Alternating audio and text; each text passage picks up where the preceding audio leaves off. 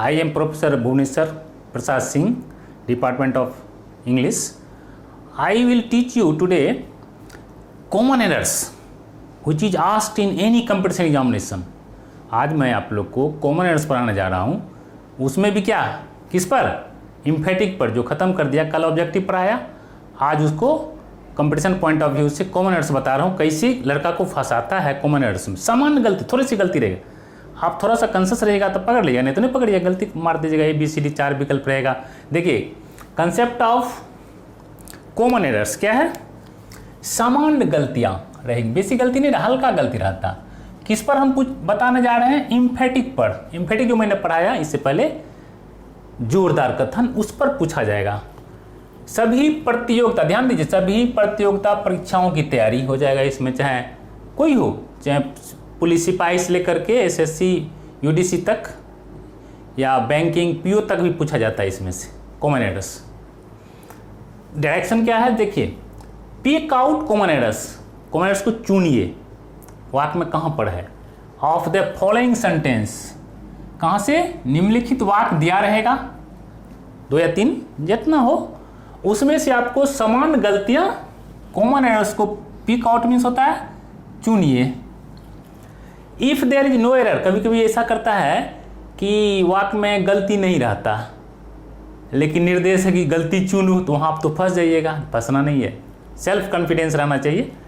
तो if there is no error, यदि गलती नहीं है तो क्या होगा, the answer will be D, ये आंसर हो जाएगा। गलती वाक्य, मान लो ये पूरा वाक्य गलत सही है, गलती नहीं है, तो ये आंसर हो जाएगा। एक ठो वाक्य देखो, पहले दे दिए थे समझने के लिए, अब आगे बढ़ाएंगे, है ना।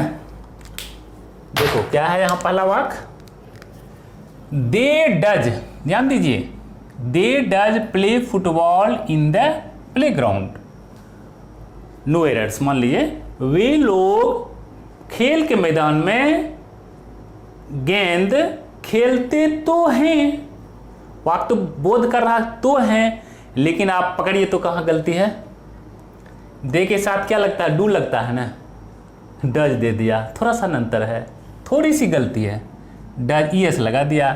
प्ले ठीक है, V1 चल है, ये है, डज में भी होता है, डू में भी, लेकिन यहाँ सब्जेक्ट के अनुसार, लाइक सब्जेक्ट लाइक भर, मेरा एक वीडियो ही है, तो सब्जेक्ट क्या है, थर्ड पर्सन पुलर नंबर, तो डू न है पुलर नंबर, डू क्या है, कल बताए थे, डू V1 है, V1 ऑलरेडी पुलर होता है, तो यहाँ तो सिंगुलर है, V5 है, does, do, does, did, does, do, did, done, doing, does, तो डू तो V1 है और डज तो V5 है, तो यहाँ पुलर के साथ V5, पुलर के साथ क्या रहेगा, V1 लगेगा, ये भी तो सहायक क्रिया है, फिर भी चलिए, तो V1 हो गया। उसके बाद फुटबॉल है इन द प्लेग्राउंड, इसमें गलती कहाँ है, किस पार्ट में है, ए पार्ट में है कि B में कि C में कि D में, बताइए कहाँ गलती है, पकड़िए, पकड़ लेंगे आप, दे के साथ डू लगता है, जो कि ये पार्ट आपका गलत, यहाँ सही है, यहाँ सही, यहाँ सही, वो तो नो आर्टिकल्स है, अति नो क्या कहते हैं, एरर्स है। तो क्या होगा यहाँ बताइए, एक का आंसर ए पार्ट में गलत है, तो ये आंसर हो जाएगा, इसका आंसर शीट में डाल दीजिए और डीप कर दीजिए उसको। जब बैंकिंग में कोई परीक्षा में डीप करने के लिए कहता है, वो हमारे शीट पर। क्वेश्चन नंबर 2 में देखिए, he does drink the milk of cow daily, milk of the cow daily, अब दे देंगे नो एरर्स, यहाँ नो एरर्स। अब पकड़िए तो ये हो गया D पोर्शन, ही के साथ डज, यहाँ एक पार्ट 1 A कर देते हैं, ये पार्ट हो गया B, ये हो गया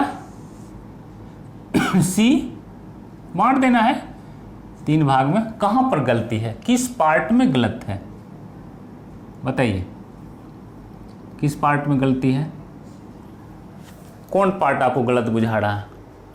हमने पढ़ाया है कल, कर्ता के साथ इम्फेटिक में ही सीट के साथ डज लगता है, बाकी के साथ डू लगता है, ही के साथ तो डज तो है, ये पार्ट सही है। उसका V1 है, लगता है ये भी पार्ट सही है। Milk of the cow, milk of the cow क्या हो गया, गाय का दूध है, गाय का दूध, ये पार्ट भी सही है। ठीक है, उसके बाद डेली पीता है, कोई बात गलत नहीं है। तो इसका मतलब इसमें कोई गलती नहीं है। जब कोई गलती नहीं तो आपको तो फंसाया है ना, क्या नहीं फंसाया, कहता गलती चुनो है। तो आप तो आधे पढ़िएगा ना, गलती चुनो तो फंस जाइएगा। आगे भी पढ़िए, गलती चुनो निम्नलिखित वाक्य में चुन लेंगे। कहता यदि गलती नहीं हो तब, if there is no error, यदि गलतियां नहीं हो तो answer will be alternative D. तो इसका आंसर डी। यदि वाक्य सही आप बुझा रहा आपको, है भी सही, एक साथ डज लगता है, V1 लगता है, the milk of the cow इधर सही है, तो इसका आंसर डी न हो जाएगा। जब वाक्य जब सही है तो गलती नहीं है तो डी आंसर होगा। तो 2 का आंसर क्या हो जाएगा, डी हो गया। तीसरा वाक्य देते हैं,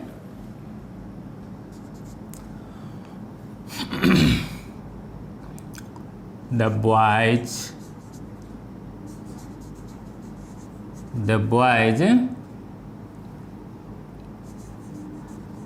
did went to school,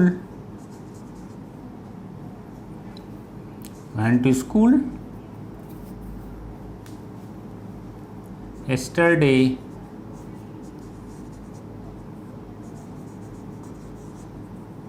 इसका हो जाएगा नो आर्टिकल्स में, नो कहते हैं नो एरर्स यहाँ हो जाएगा, कोई गलती नहीं। आप बताइए तो क्या गलती है, बताइए आप इसमें। इसको पहले पार्ट कर देते हैं। ये पार्ट हो गया ए, ये हो गया आपको बी, ये हो गया सी।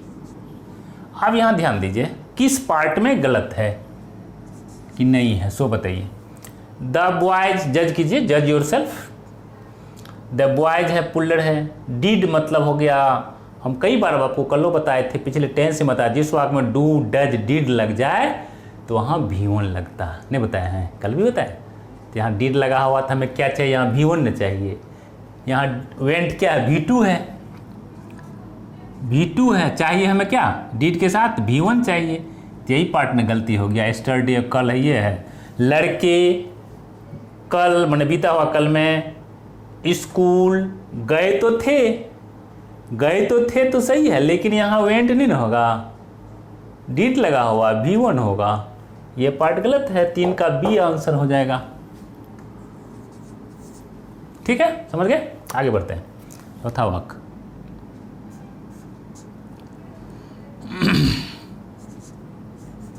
सी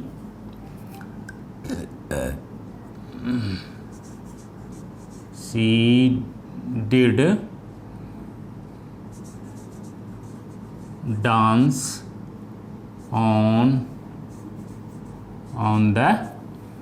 on the stage last month। यहाँ हो जाएगा no errors.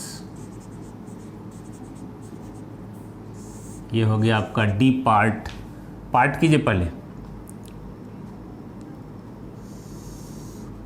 A part on the stage हो गया, बी पार्ट लास्ट मंथ हो गया, C part.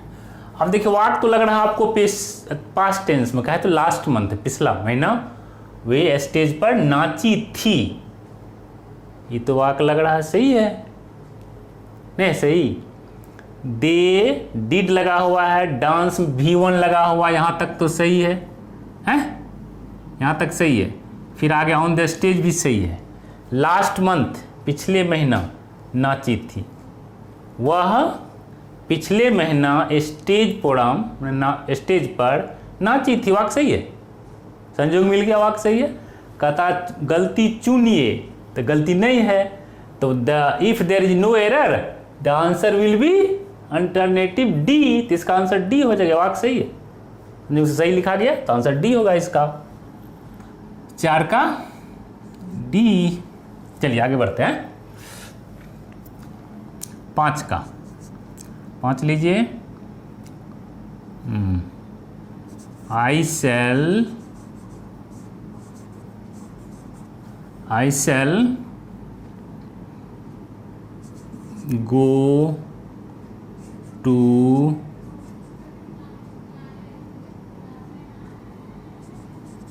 market. I shall go to market last week. Last week यहाँ हो जाएगा नो एरर, नो एरर्स। ये हो गया आपका डी। आई सेल हो गया आपका ए पार्ट, ये हो गया बी पार्ट, ये हो गया सी पार्ट। आप किस पार्ट में गलतियां हैं चुनिए आप। आई सेल गो, मान लो आप नॉन इम्फेटिक ही हैं, इम्फेटिक नहीं है तो नॉन इम्फेटिक है। आई सेल गो टू मार्केट, मैं बाजार जाऊंगा। यहाँ दे दिया लास्ट वीक। लास्ट में क्या होता है? Go to market next week में होना चाहिए, यहाँ होना चाहिए, यहाँ क्या होना चाहिए? नेक्स्ट। क्यों? तो इसलिए क्या वाक फ्यूचर टेंस में, यानी फ्यूचर टेंस में नेक्स्ट होता, अगला ना होता है। तो लास्ट है मतलब क्या टाइम फैक्टर गलत है। बोल्ड है फ्यूचर टेंस में कहते हैं, नहीं कहता है हम अगले सप्ताह क्या हुआ, अगले सप्ताह मार्केट गए थे, इसका अर्थ हो जाएगा, होना चाहिए जाऊंगा नहीं, मैं अगले सप्ताह मार्केट बाजार जाऊंगा। तो नेक्स्ट वीक रहता तब सही होता। लास्ट वीक है, वाक आपको फ्यूचर में और टाइम दे रहा पास्ट का, तो वाक गलत है, यहाँ पर गलत है। वैसे वाक ही नॉन इम्फेटिक का हो गया, इम्फेटिक नहीं है, कहता एक साथ सेल लगता, विल रहता तब नहीं इम्फेटिक होता। ये हो गया नॉन इम्फेटिक।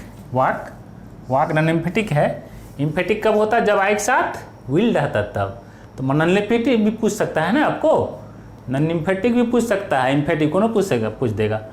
तो आई से यहाँ ये टाइम फैक्टर गलत है, इसका मतलब यहाँ होना चाहिए नेक्स्ट वीक है लास्ट वीक, तो ये पार्ट गलत हुआ, 5 का सी पार्ट गलत हो गया। ठीक है, 5 का C part.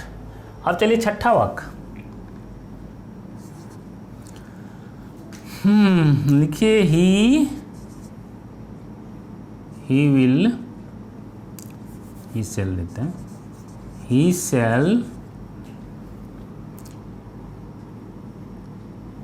shall went to Delhi next year।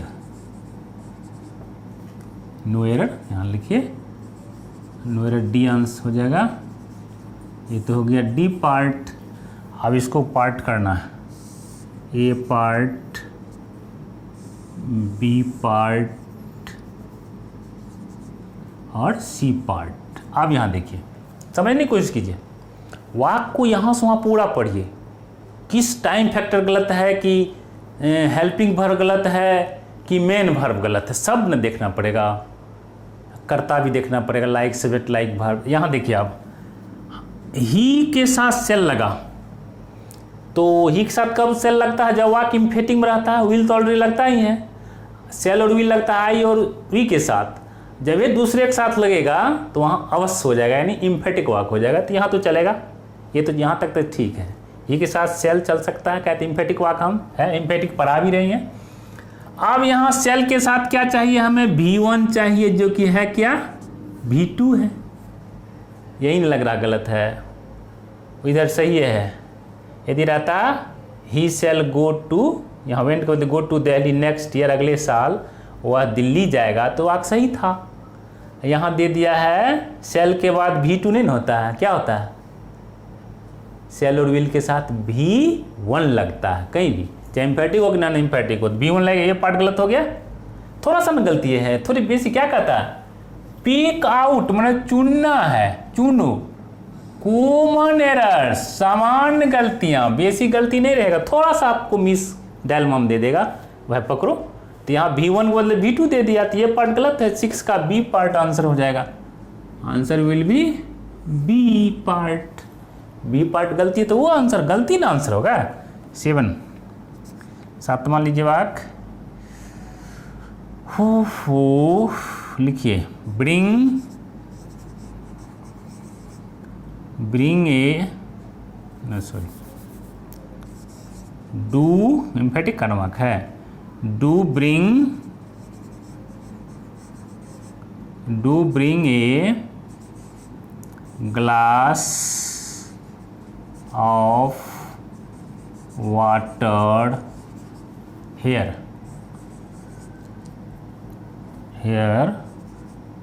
Now. Here रहने दीजिए। चलिए पहली बात दे देते हैं, क्या होगा इसका, नो एरर, कोई गलती नहीं। इसका होगी, तो हो गया डी। आप यहां देखिए, डू ब्रिंग क्या है जगह, डू ब्रिंग मतलब क्या, ए पार्ट कर देते हैं, ए ग्लास ऑफ वाटर क्या हो गया, बी पार्ट हो गया, और हेयर हो गया सी पार्ट, ओ डी हो गया। अब इसमें जज कीजिए, एम्फेटिक वाक्य है डू ब्रिंग, लाओ, क्या लाओ, एक गिलास पानी लाओ, एक गिलास ऑफ वाटर है, अभी यहाँ भी एक गिलास पानी तुरंत लाओ, तो वाक्य लगता है सही है। डू के साथ V1 है, एक गिलास ऑफ वाटर है, ये है, यहाँ तुरंत पानी लाओ, एम्फेटिक वाक्य हो गया, इसमें गलती नहीं है। यदि मान ली ब्रिंग में एस लगा रहा था, ब्रिंग्स रहता तो गलत हो जाता। तो यहाँ क्या है, यहाँ डू के साथ V1 है, ये है, ग्लास ऑफ वाटर है, ये है, हेयर है, ये वाक्य सही है। कहता है चुनिए गलती, यदि गलती नहीं हो तो आंसर क्या हो जाएगा, आंसर विल बी डी। तो इसका आंसर डी आंसर सही है, वाक्य इसका आंसर डी हो जाएगा। वाक्य सही है, आपको चकमा भी दे सकता है ना, सही वाक्य दे देगा, कहीं गलती चुनो है, सही वाक्य दे देगा, कहीं गलती चुन के दिखाओ, तो क्या कीजिएगा आप, गलती चुन लीजिएगा, नहीं चुनना है आपको, अपने कॉन्शसनेस से, अपने समझ से उसमें दिखा देना है, समझ लेना कि भाई गलती नहीं है, तो आंसर डी होगा। समझ गए। आगे लिखिए अगला वाक्य, 9 8 में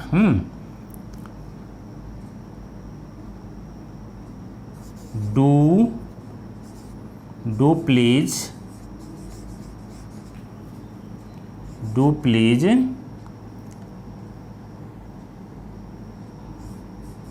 हेल्प मी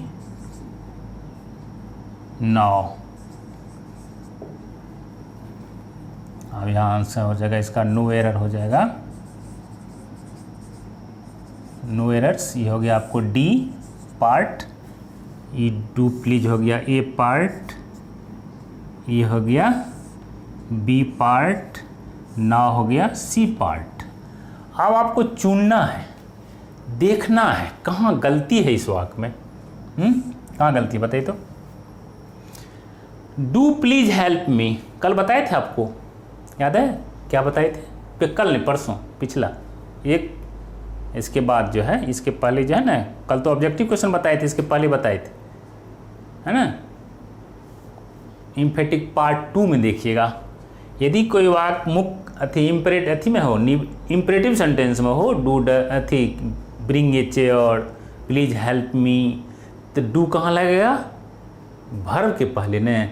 यहाँ देखिए प्लीज के पहले लगा दिया है, जो कि वह गलत है। यहाँ यदि रहता, यहाँ डू रहता तो वाक्य सही था, प्लीज डू हेल्प मी, कृपया हमको अभी मदद करो, अरे हम अभी मदद करो, कृपया हमको अभी मदद करो, जोर देख कहना, हम ज़रूरत हमको अभी मदद करो।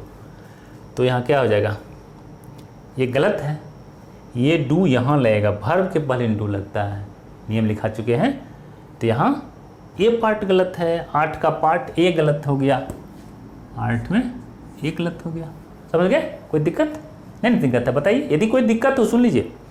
बहुत सारा बच्चा हमको कमेंट लिखता है कमेंट बॉक्स में, सर यहाँ नहीं समझे, तो उसको मैं कमेंट बॉक्स में पूरा रूल सहित समझा देते, फिर आंसर आता है, बच्चा कहता है सर अब समझ गए, नाउ अंडरस्टैंड सर, है ना।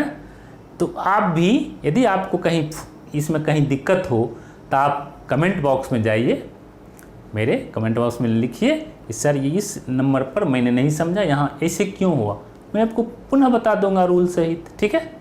आगे बढ़ते हैं 8-9 में।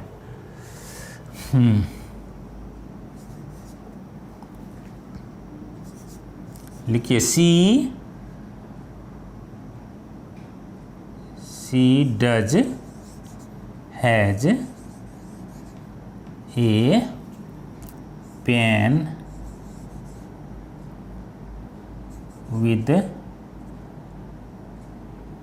Pen in her bag. अब यहाँ लिखिए नो एरर, नो एरर्स, ये हो गया आपको डी। यहाँ अब ऐसे कीजिए, क्या कहते हैं, part A, part B, part C, ये 4 भाग में वाक्य है, 3 भाग, एक तो नो एरर से ये है, ये 3 भाग है। अब आपको जज करना, हम बताए हैं आपको नियम, 5वां नियम है, जिस वाक्य में हैज, हैव, हैड रहे तो हैज का होता है डज हैव, हैव का तो V1 है, उसके बाद हैव का होता है डू हैव, और फिर हैड रहता है तो डिड हैव, तीनों में हैव ही लगता है, काहे तो डू डज के बाद V1, have already helping verb भी है और यहाँ मुख्य क्रिया के रूप में है। देखिए यह है ना मुख्य क्रिया, ये हैज है, हैज यहाँ मेन वर्ब है, हैज क्या है, हैज मेन वर्ब है, क्या है यहाँ हेल्पिंग वर्ब मुख्य क्रिया दूसरा रहता तब ना, ये है ऑलरेडी हैज जो है यहाँ मेन वर्ब है, तो मेन वर्ब है, तो मेन वर्ब है तो क्या होगा, यहाँ होना चाहिए ना V1 डज लगा हुआ है, एम्फेटिक है, ही डज हैव होना चाहिए, he does have a pen in her bag, उसके बैग में क्या है, उसके बैग में एक कलम तो है, और कुछ हो चाहे नहीं वो कलम तो है कम से कम, जैसे मेरे पास कलम है, कम से कम कलम तो है, आई है, आई के साथ क्या हो जाएगा, I do have a pen, तो यहाँ सी डज हैव न होगा, है ना, इसलिए यहाँ गलत है, इस पार्ट में हैव होना चाहिए जो कि हैज है। लोग आँख मूंद कर देखेगा सी है, अरे सी है तो हैज न होगा, ऐसा नहीं है, इसलिए कि वाक्य जिस वाक्य में डू डज डिड लग जाए यहाँ तो डज है, तो डज के बाद तो V1 होता है। हम कई बार बता चुके हैं, जिस वाक्य में डू डज डिड एफर्मेटिव में हो कि नेगेटिव में हो कि इंट्रोगेटिव में हो कि इम्फेटिक में हो, आपको वहाँ V1 लगाना पड़ेगा, इसलिए V1 होता है क्या, हैव होता है V1, कल लिखाए थे परसों, तो इसका आंसर ये क्या होगा, इस पार्ट में गलत है, कहाँ गलती है, हैव होगा, तो 9 का बी पार्ट गलत है, हो गया, समझ गए। आगे लिखते हैं 10 में,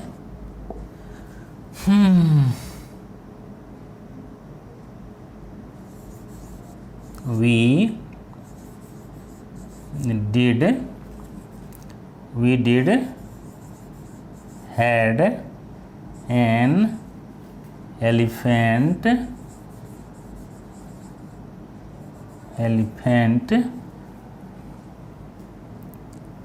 at home, ठीक है, नो एरर्स लिख लीजिए पहले, ई पार्ट, ये डी पार्ट हो गया, इसको खंड करना है, सी ये पार्ट हो गया, had an elephant B part हो गया, और ये हो गया सी पार्ट। ये 3 पार्ट में वाक्य है, आप चुनिए कहाँ गलती है। हमने क्या लिखा था, एक तो जान लीजिए पहले, आपको बार बार मैं कहता हूँ, जिस वाक्य में डू डज डिड लग जाए वहाँ क्या होगा, V1 होगा। ये हैड क्या है, हैड है आपको, हैज, हैड होता है ना, हैविंग, हैज लिखाए थे पिछले क्लास में। तो यहाँ डिड के बाद हम जानते हैं हमारे पास, हम लोग के पास एक हाथी घर पर, तो मेरे पास, हम लोग के घर पर एक हाथी तो था। अब तो था तो डीड से हम देखेंगे, डीड तो यहाँ तक तो सही है, ये पार्ट सही है, यहाँ होना चाहिए, क्या होना चाहिए, यहाँ डीड के बाद V1 हैव होना चाहिए, हैड भी 2 कहिए 3 कहिए, हैड भी टू भी दोनों है, तो यहाँ हैव होगा, है ना। इसलिए ये पार्ट गलत है। 10 का आंसर हो गया इधर सही है, 10 का यहाँ गलत हो गया बी में, 10 का बी पार्ट हो गया, इसमें कुछ नहीं है। इस तरह से आपको पकड़ना, आपको टेक्निक में चकमा देगा। थोड़ी सी गलती रहती है, बेसी गलती नहीं रहती है। देखिए तो कौन इसको कोई कहेगा लगता है न कोनो वाक लग रहा है ना वाक सही है, लेकिन नहीं है। आपको एम्फेटिक के नियम पढ़ लीजिए। मेरा एम्फेटिक पार्ट 1 पार्ट 2 दो को वीडियो है, उसको पढ़ लीजिएगा, देख लीजिएगा बढ़िया से। फुल वीडियो देखिए मेरा फुल, तभी आप समझ पाइएगा, है ना। इसी के साथ आज थैंक यू, धन्यवाद, चलिए।